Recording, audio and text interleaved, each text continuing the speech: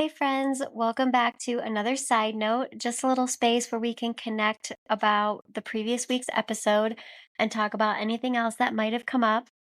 I was thinking about the origin story of the podcast and just how I felt like someone had minimized my experience. And I was just thinking about grief in general and how sometimes the hardest part of a life changing experience isn't surviving it, it's what comes after.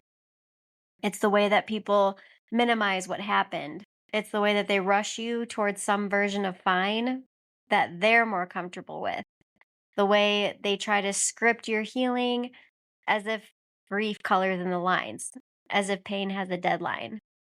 And maybe you try to meet them there, try to smile, shrink it down, seem like you're okay, but that's not healing. That's performing.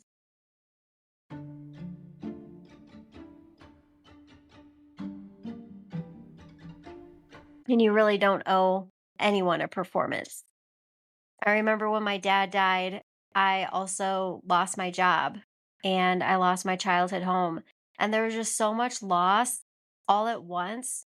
I don't even remember having the energy to perform. And I think there's a quiet courage in choosing truth over performance and saying, I'm still in it, or that something cracked open inside of me when this happened, or this isn't a phase. It changed me. It did. It changed me. My life went in a totally different direction because my dad was my North Star. And when he was gone, I had no direction. And that's okay. Whatever you're going through, whatever grief you've experienced, whatever loss, whether it's a person in your life or something really important like a home or a job, your story is not up for editing by people who didn't live it. You don't need to minimize your healing journey or your grief. You don't need to tell somebody you're okay when you're not. If you get mad at something or if things come up, let them. You don't need to pretend. This is your grief, your healing, your timeline, and it doesn't have to look like anyone else's.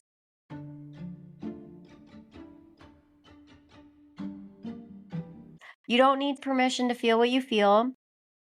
You can have space to trust yourself and to speak your truth.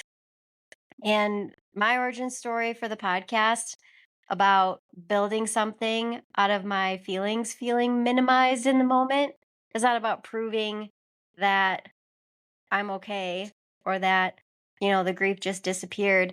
It's about honoring what's true, even when it's messy, slow, or hard for others to understand, especially then. You can let your story be what it is and let it shape you and lead you home because that's what life is.